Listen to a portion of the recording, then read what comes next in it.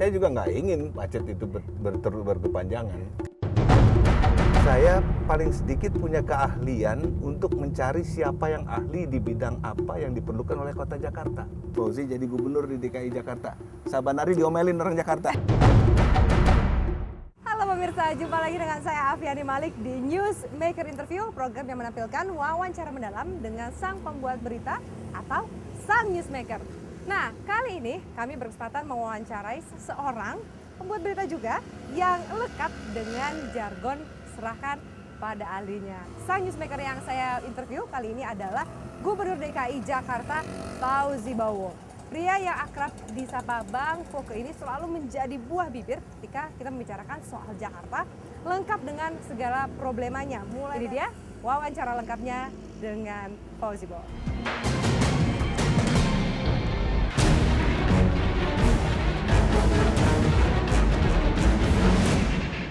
Berbicara tentang Jakarta, saat ini tentu tak akan lepas dari Gubernur Fauzi Bowo. Bulan Oktober mendatang, pria berkumis yang akrab disapa Foke ini akan genap 3 tahun memimpin DKI Jakarta. Apa yang telah dilakukan Foke terhadap tanah kelahirannya ini? Assalamualaikum. Waalaikumsalam. Assalamualaikum. Kabar baik. Bang Foke. Iya. Katanya dengar-dengar ada acara ini, sahur bersama nih. Iya. Aku boleh ikutan ya? Ya, boleh, Nanti kita silakan. ngobrol-ngobrol Ntar ya. kita ngobrol sambil jalan. Alhamdulillah boleh. Yuk Bang, Tungguin yuk. bersama.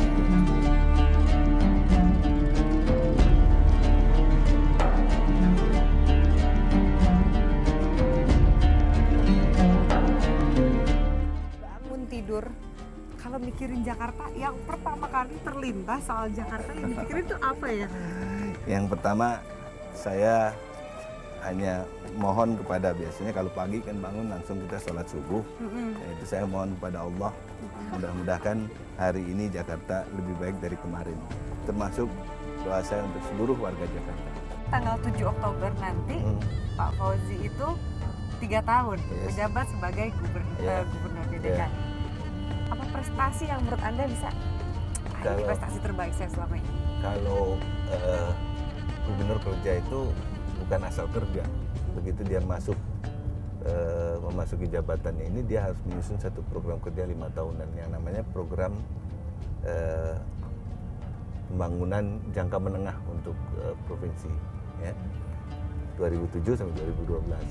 Jadi kalau mau nilai pekerjaannya gubernur pada periode itu, pelajari dulu programnya.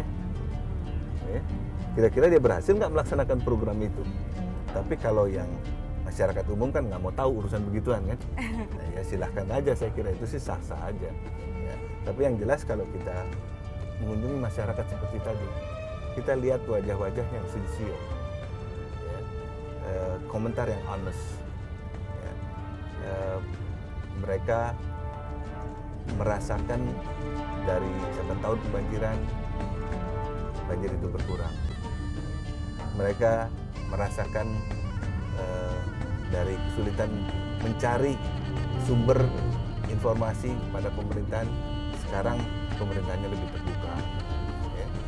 Lurahnya sering keliling, camatnya juga sering keliling, termasuk juga gubernurnya sering keliling. Ya.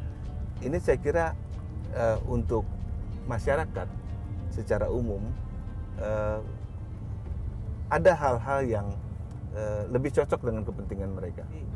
Jelas perubahan yang saya cantumkan di dalam program kerja saya itu mudah-mudahan akan lebih berpihak pada masyarakat.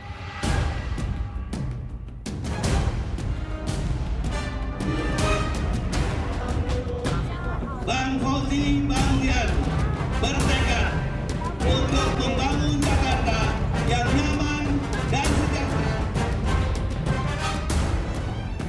Saya masih ingat jargonnya Bang Foke waktu pilkada serahkan pada ahlinya. Iya. Nah, masih dengan berbagai permasalahan yang kompleks mengenai Jakarta.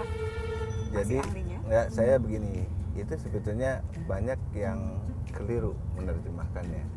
Mungkin kalau saya mencoba menjelaskan itu pada media, biasanya media ignore itu aja. Tapi sekarang kesempatan yang baik untuk saya bicara mengenai masalah itu, ya. Nomor satu begini, nomor satu sebagai orang yang educated, ya, saya tuh punya kode etik. Apalagi saya punya doktor dari Jerman. Ya. Kita terikat pada satu kode etik. Jangan Anda menganggap diri Anda adalah yang paling ahli di bidang itu. Dan kode etik itu saya pegang. Oleh karenanya tidak akan mungkin sebagai orang yang terikat kode etik seperti itu saya terus klaim saya yang paling ahli di bidang itu segala macam. Mana mungkin? Ya. Yang saya maksud begini, bahwa saya paling sedikit punya keahlian untuk mencari siapa yang ahli di bidang apa yang diperlukan oleh Kota Jakarta. Oh, bukan saya ahlinya.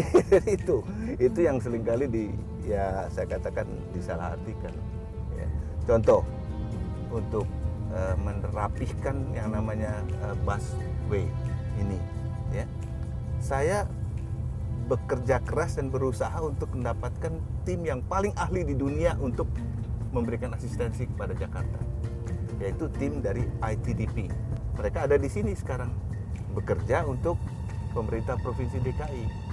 Banyak yang menggunakan jargon itu untuk menyindir Anda gitu Pak. Ya. Serahkan pada ahlinya nih, Jakarta banjir atau Jakarta macet, mana ahlinya gitu kan. Ya, saya tidak keberatan, itu hak masing-masing.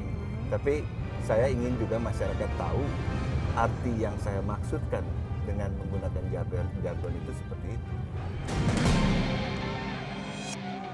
Kemarin Fauzi ngomongnya bulan Juni, sekarang ngomongnya akhir tahun. Mundur terus.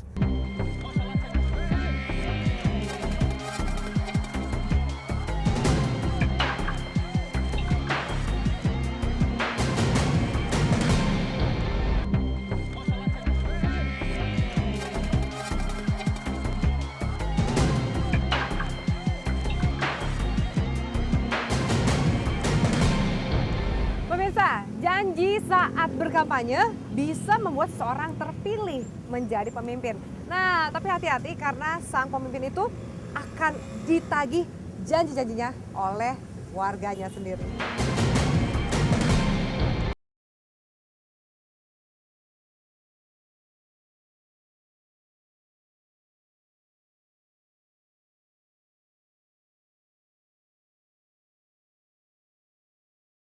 terhadap warga pada masa awal ia menjabat gubernur.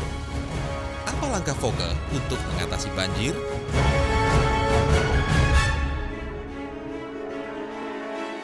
Sekian banyak masalah yang pekerjaan rumah sang gubernur yang harus diselesaikan. Prioritas nomor 1 paling atas itu apa Pak Voke? Ya, kita pertama begini, setiap gubernur begitu dia masuk jadi gubernur, ya, dia itu harus membuat program prioritasnya. Dan saya membuat itu berdasarkan survei yang merupakan kebutuhan masyarakat yang paling tinggi dan paling besar pada saat itu tahun 2007 adalah banjir. Yang berkaitan dengan program banjir ini, 2 tahun pertama kita perlu menyelesaikan kanal banjir timur. Karena kanal banjir timur ini bisa menyelamatkan atau mengurangi tekanan banjir untuk lebih dari 20% luas Jakarta, luas area Jakarta di sebelah timur memang. Jadi ini prioritas yang sangat tinggi, sudah berfungsi. Dalam 2 tahun ini atau 3 tahun ke depan kita akan melakukan pengerukan itu secara terintegrasi. Berarti memang program pengerukan ini belum berjalan di tahun 2010? Saya sangat menyesalkan karena belum bisa berjalan, karena ada beberapa, karena kita pinjam dari Bank Dunia bersama pemerintah pusat dan pemerintah daerah bersama-sama meminjam dari Bank Dunia. Kemudian ada aturan-aturan pemerintah yang masih belum selesai sampai sekarang ini, sehingga itu di luar kekuasaan pemerintah daerah. Tapi kita terus bekerja sama dengan pemerintah pusat untuk merampungkan aturannya sehingga bisa kita laksanakan pada akhir tahun ini, paling lambat permulaan tahun depan. Ya, ada berita koran yang mengatakan kemarin Fauzi ngomongnya bulan Juni, sekarang ngomongnya akhir tahun. Mundur terus. Ya itu sekali lagi, bukan kalau itu ada dalam kewenangan saya, udah lama kita kerjakan. Jakarta diperkirakan akan macet total dalam waktu kurang dari 5 tahun. Jakarta terancam lumpuh. Itulah fakta yang tampak di depan mata begitu melihat semua ruas jalan raya di Jakarta. Kendaraan roda 2 dan roda 4 dikepung kemacetan. Para ahli bahkan meramalkan ibu kota negara ini akan lumpuh total pada 5 tahun mendatang.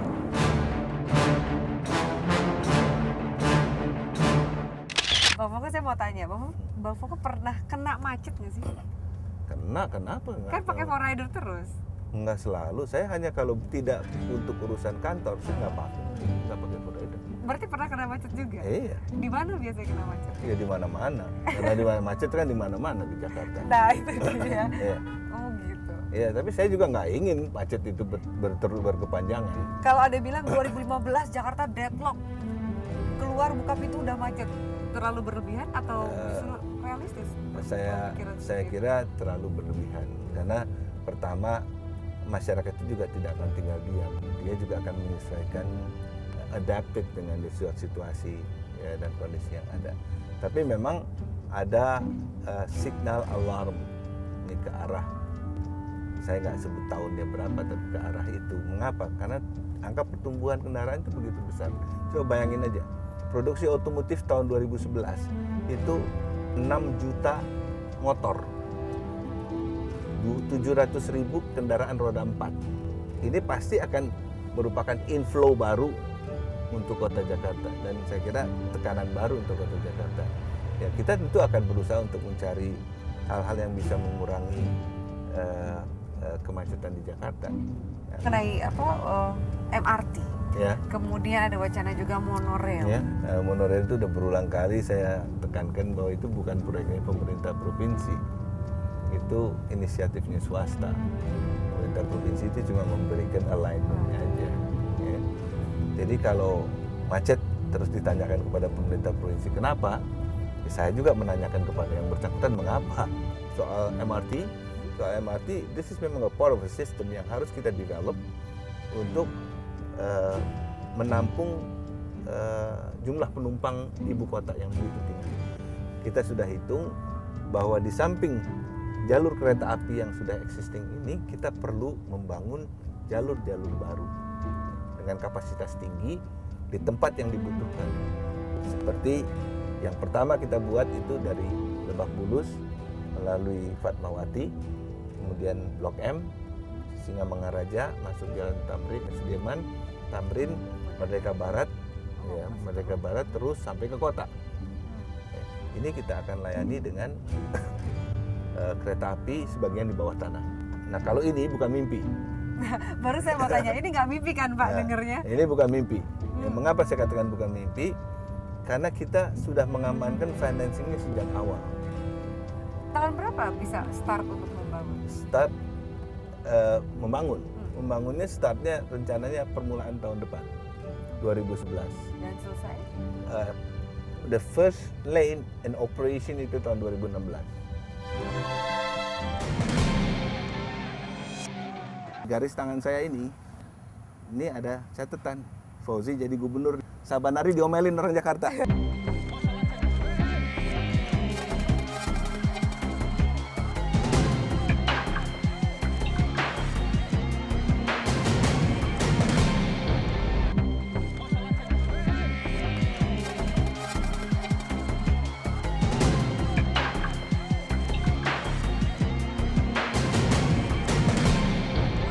Seorang pemimpin yang hebat harus menemukan solusi yang dihadapi oleh warganya. Anda setuju?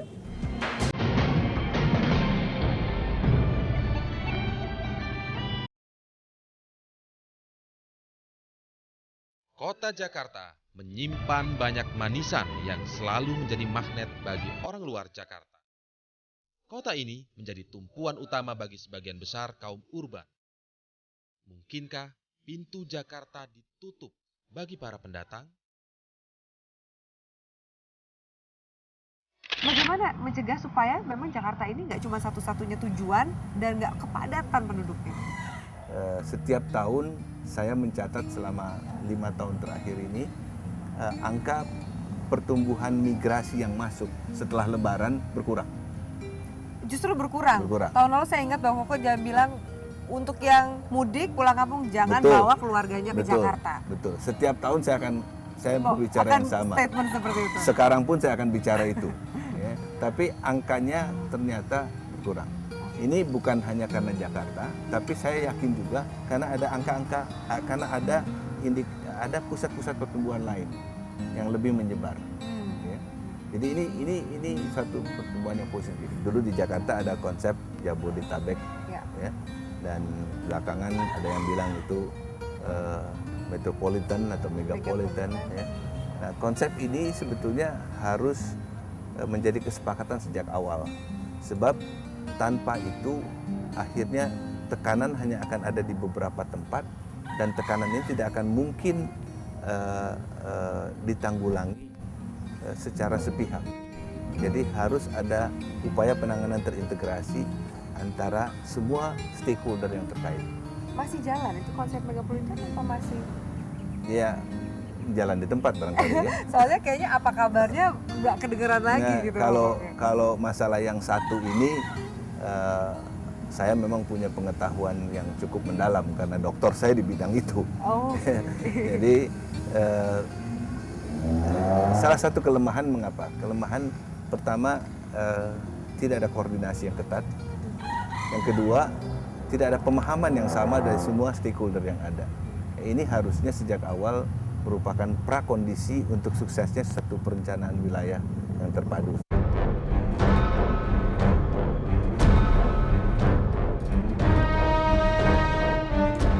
Wacana tentang pemindahan ibu kota negara kembali mencuat seiring dengan semakin macet dan sumpeknya jalan raya karena kemacetan. Benarkah kemacetan akan berakhir dengan pindahnya ibu kota?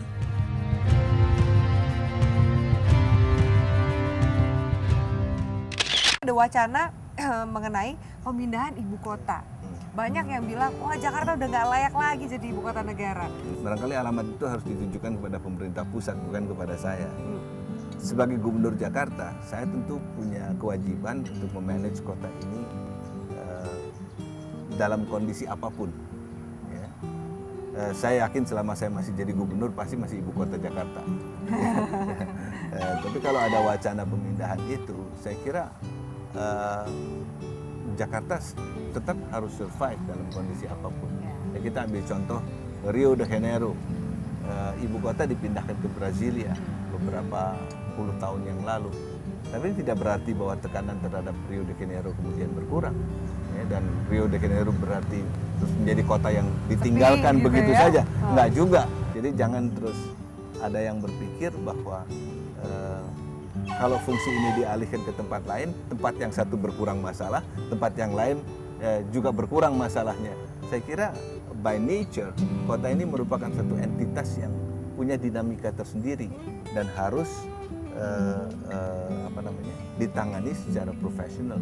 Itu sebagai gubernur. Kalau sebagai warga Jakarta nih yang bermukim dan bekerja di sini, layak nggak Jakarta ini? Masih nyaman nggak sih untuk ditinggali? Untuk menjawab pertanyaan Anda, saya akan berikan beberapa indikator aja. Oke. Kalau tidak layak, ekonomi Jakarta ini tumbuh lebih tinggi dari ekonomi nasional. Ya, jadi jawabannya definitely no. Ya. Kalau tidak layak, standar kehidupan di Jakarta itu tidak akan lebih tinggi dari tingkat nasional. Lagi-lagi jawabannya no. Ya. Kalau tidak menyenangkan, jawabannya mengapa masih ada orang mau tinggal di Jakarta? Masih jadi magnet buat orang-orang. Jadi jawabannya juga no. Jadi tiga ini udah tiga no nih ya. Ya, sebagai orang Jakarta, saya tentu merasa bangga bahwa kedudukan Jakarta masih tetap mendapat tempat di hati banyak orang. Ya, meskipun banyak orang yang ngomel, tapi itu ceritanya kan sederhana. Ya. Mengapa sederhana? Garis tangan saya ini tahun 2007 sampai tahun 2012 ini ada catatan Fauzi jadi gubernur di DKI Jakarta. Saban hari diomelin orang Jakarta. So what?